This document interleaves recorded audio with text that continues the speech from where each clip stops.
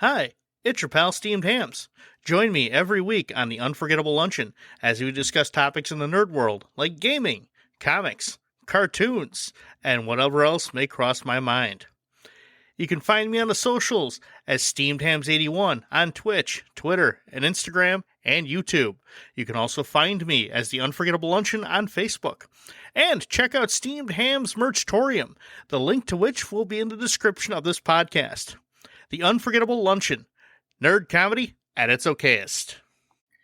It's Halloween, and you know what that means? Horror games. From the not so scary to the ones that make you sleep with the lights on. Thanks, Silent Hill. Horror games are the gift that keep on scaring. Hey, I'm not scared. You're scared. Because today, we're talking about horror games on the Unforgettable Luncheon.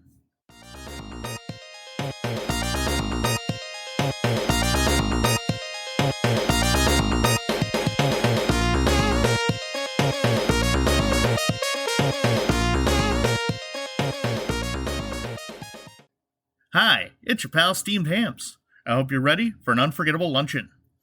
Before we begin, I'd like to take a minute to wish a happy 20th birthday to friend of the podcast, Max Rivera. 20 years old, dude. One more year, and I'll buy you a beer. Happy birthday, Max.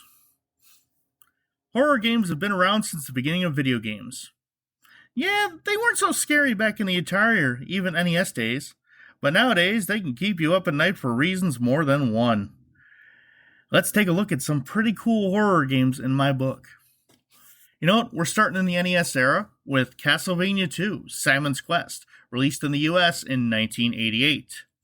The sequel to the popular Castlevania, where whip-snapping hero Simon Belmont fought various universal monsters, including Dracula, to defeat evil. Now, they changed the format up for this one. The original Castlevania was a linear platformer, but Castlevania 2 brought about something called the Metroidvania subgenre. The Metroidvania genre is based on not only this game, but classic game Metroid. Both have a non-linear format with lots of backtracking and gated progress. Now, this game takes place 7 years after the events of the first game.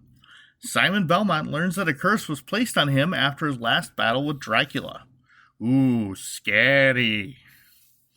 He must collect the 5 parts of Dracula and bring them to the ruins of his castle, seal them, resurrect him, and of course defeat him once again, with no guarantee this being the end of Dracula's evil. Now, with this game, what was interesting is you had a day and night cycle. During the day, you could utilize shops in the village, talk to the villagers for clues.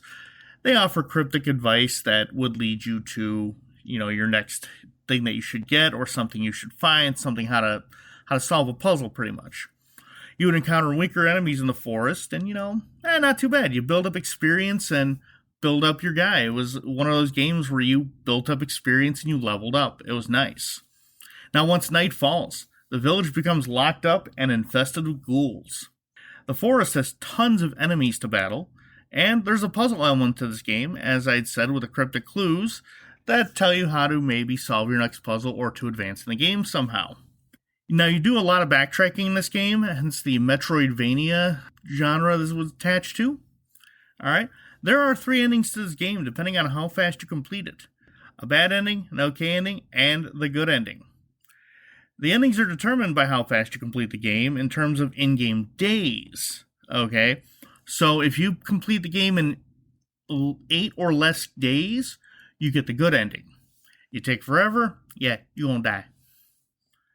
Alright, I always wanted this game, but never actually owned it. I only got to rent it or friends brought it over, got to play it. Okay, and of course, being a kid, I wanted the end real quick, so cheat codes became the norm, and I got to Dracula, beat Dracula, and got the ending, which I didn't know there were multiple endings, so I always thought I just got it. There was a good ending to it, so, I was only 7 or 8 years old when this came out, so I kind of didn't get the whole, you gotta search for stuff and backtrack deal. I was used to the first Castlevania where it was just point A, point B, whip lots of shit, and whip it good. It is a fun game, and if you can find it on an emulator or anything like that, definitely get your hands on it. It's a lot of fun. Next, we're headed to the PlayStation era with 2 games from the PS1 era. First, we're going to talk about Resident Evil. Released in 1996, the game follows the Raccoon City PD's STARS team, Special Tactics and Rescue Specialists or something like that. I forget. Special Tactics and Rescue. All right. So, moving on. You get to play as either Chris Redfield or Jill Valentine, and basically you go on a mission with your team to an abandoned mansion in the outskirts of Raccoon City to search for missing teammates and to investigate the seeming horrors that are coming out of this abandoned mansion. Okay? As I said, you can play as either Chris or Jill, with each having their own strengths and weaknesses compared to one another. With Chris being stronger, more health, but he has fewer item slots than Jill, but he has a lighter that can actually solve some other puzzles much earlier than if you were playing as Jill. Whereas Jill has more item slots and a lockpick that Chris doesn't, so she can basically get past doors that normally need keys that Chris would have to search for the keys. Alright, so you're exploring this mansion, you're running into zombies, mutants, all sorts of crazy shit. You find out that this is a front for clandestine experiments for the evil Umbrella Corporation.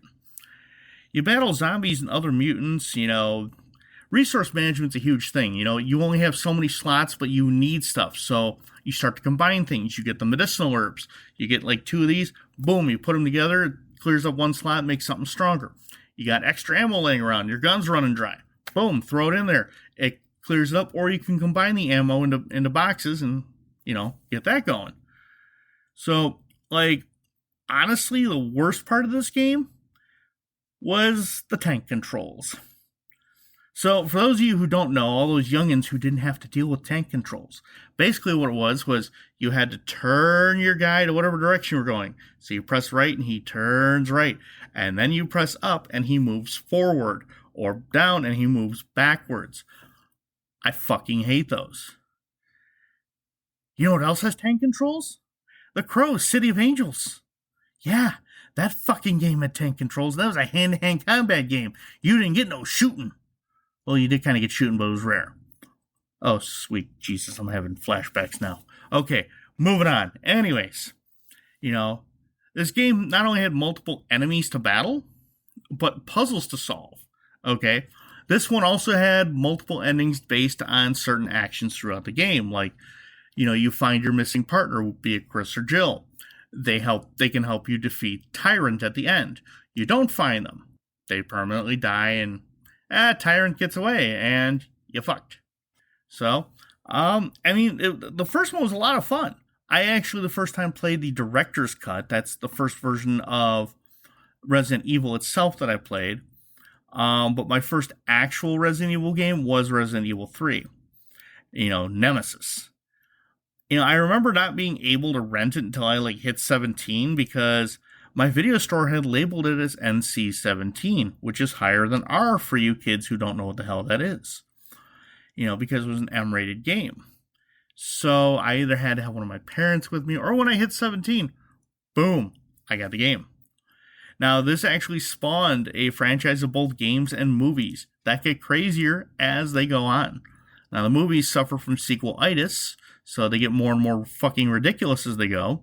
The games, they branch out some pretty good stuff. Like, the T-Virus kind of goes away after about the third one, after Raccoon City gets nuked. And they get a couple other viruses like Las Plagas, and I think that's about it. There's another one, but I can't remember off the top of my head. I couldn't find it. And it's infecting villagers and people in other countries, and you're going out and fighting all that. It's actually pretty cool.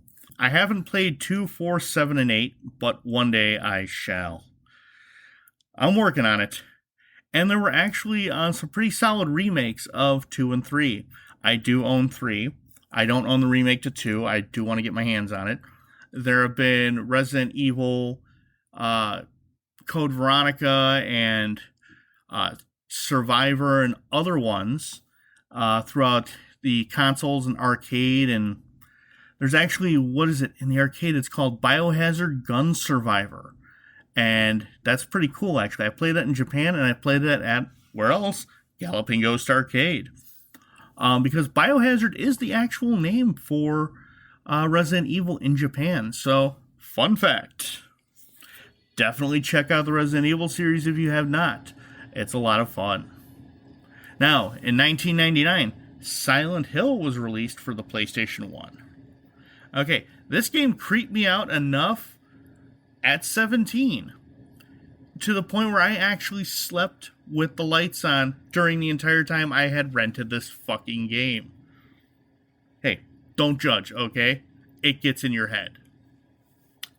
The game follows a man named Harry Mason as he searches the abandoned and monster-filled town of Silent Hill in search of his adopted daughter Cheryl. On his way to the town, Harry swerves to miss a child in the road, crashing his car and losing consciousness. He awakens in the town to find Cheryl missing, and the town deserted and covered with fog. With the help from police officer Sybil Bennett, who came from another town to investigate the weird goings-on in Silent Hill, Harry searches the town for Cheryl, battling both bouts of unconsciousness and horrible monsters, and also horrible fucking humans, because why not? Harry discovers an insane conspiracy involving cultists and an evil deity that needs Cheryl to complete a ritual. Now, the fog was cool because it was actually a tool to save on memory and processing power, meaning it would only render scenery as you got close because you can't see it in the fog. So I thought that was pretty fucking clever. You know, Harry, and being an actual everyman, he gets winded when he runs. His aim isn't that great because he doesn't have all the experience in the world of firearms. You get these schmucks that get, like, just dropped into a situation. All of a sudden, they're swinging samurai swords and firing rifles like it's nothing. You know? Or chainsaw hands and shotguns. Ash. I bet people are surprised they didn't do an Evil Dead game for this. I thought about it. But I didn't. You know, as I said, this game is creepy as fuck. You know, it really did a number on me when I played it. I still have a little bit of, like, damage from it. You know, but again, there are multiple endings depending on how you do during certain parts of the game. You know, I'm sensing a theme with these games. And this is another one that spawned sequels and movies. Sensing another theme with horror games. Now, if you can get your mitts on this one or any of the sequels, do check them out. They're a lot of fun. They're super creepy. And if that's your thing, hey, you just found a new favorite series. Now, we're going to move into the original Xbox era with Doom 3 from 2004. Doom 3 is like a jump scare nightmare in my book, because these fuckers come out of the dark, out of nowhere. I invented more swear words than the dad on A Christmas Story stubbing his frickin' toe. Okay, in this particular Doom sequel, you play an unnamed Marine, shocker, arriving on Mars to begin a tour of duty, guarding a base run by the United Aeronautics Corporation, which has been conducting teleportations experiments on Mars. Because that'll turn out well. Somehow, a portal to hell opens, and demons come through, slaughtering and transforming humans into zombies. Now, this game makes you real uneasy as it goes along, because you have to traverse through the dark most of the time, having to choose between a flashlight so you can see, and a gun so you don't get killed. Although, that was in the PC version. I believe they did fix it to where you could hold both at the same time with the Xbox version. I'll have to go onto my Xbox Series X here and see if that is true, because it actually got released for the one, so I know it's backwards compatible. Okay. It has a linear progression. It does have an actual storyline. Okay. With choices to be made, which affect the story to a point. Okay. You become unsure of who to trust. What's going to happen next? Who's working with the demons? And who's fighting them? You don't know. People that you trust all of a sudden can be like, hey, motherfucker, I've been possessed the whole time. Welcome to hell. And there's some people you couldn't trust. They're like, dude, I'm really the good guy. Come on, let's fight these bastards. You know, this game was fucking insane. Okay, it was tough, but it was insane. Even on easy mode, it was nuts. You know, It is available on current gen consoles. I enjoyed it immensely back in the day. I do have to give it a replay because I downloaded it, played it for a little bit, but kind of fell by the wayside. So check it out if you can. Finally, we're going to do a little mix of retro and new with The Spectre Files, Deathstalker, for arcades and available on Steam for PCs. Now, this game is an absolute freaking blast, okay? It's an interactive full-motion film that was originally made in 1983-84, intended to be a Laserdisc arcade game for Bally, much like Space Ace and Dragon Quest, why am I saying Dragon Quest? Dragon's Lair. Alright. But of course, it was created by and filmed by Brian Colin, one of the creators of the legendary Rampage. That game that I spent 22 hours finishing all 768 levels of 1 year ago for Extra Life. Now, the game sat uncompleted in his garage until about 2015-2016 because by the time he finished, Bally decided, we're not going with Laserdiscs anymore, so sorry, dude. And of course, Brian gave it to Doc Mack at Galloping Ghost Productions, and they finished it and released it as an arcade game in 2016. Now, this game is like a must-play for me every time I go to the arcade, even though I have it on my damn laptop, okay? Every time I take someone new to the arcade, I'm like, dude, you have to play this game. It is a lot of fun. Okay, the game follows Private Gumshoe, Ed Spectre, as he searches the abandoned Der Hatchet Institute for the extremely bizarre, for the missing Buffy MacGuffin. If you don't know what a MacGuffin is, it is a device that drives the plot. Pun, or joke, whatever you want to call it, there's lots of them in this game. Okay, it is a choose-your-own-adventure style game, with choices at certain spots that could harm you or help you, or not do much. Every choice advances the plot. A good choice gets you closer to solving the mystery. A bad choice hurts you. No two playthroughs are alike unless you keep notes and you kind of start doing it over and over again. Practice makes perfect. There's a ton of references throughout to different movies and horror legends like The Mummy, Psycho, The Wolfman. There's a couple of different Psycho references in there that are pretty goddamn funny. Okay, a lot of good puns, jokes, and gags to keep you laughing. I mean, who doesn't want to tickle an attacking Frankenstein's monster to distract him? I certainly do. I've done it. It's fun. And the final boss is a vampire named Count Yorchikunsky. How you meet him depends on you.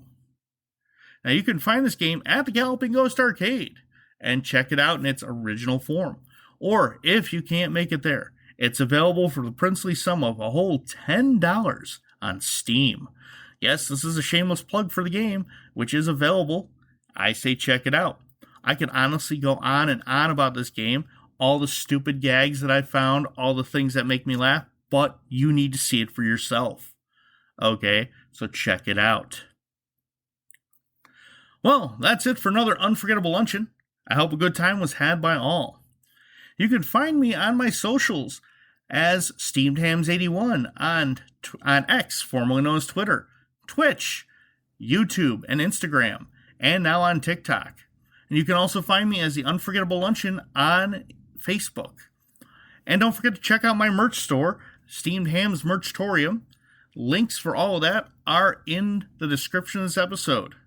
Now, special announcement. This weekend, November 4th and 5th, 2023, I will be playing Extra Life, a charity to raise money for Children's Miracle Network hospitals. I will be playing for Ann and Robert H. Lurie Children's Hospital of Chicago. I'll be doing 2 12-hour streams, one on each day. One day will focus on retro gaming. One day will focus on Mortal Kombat, Tom Clancy's Division 2, and maybe a little bit of Injustice. Okay, I'm looking to raise $1,000 this year. To be honest, I haven't been able to raise much this year because life has kind of gotten at me, but every penny helps. You can find a link to my fundraising page in the description of this episode, along with, of course, the link to my other links. Any help is appreciated, even if you can't donate. Please go to the page and share it on your socials. Maybe somebody else is able to donate where you cannot. Well, I'm your host, Steamed Hams. Join me next time when the topic will be something nerdy.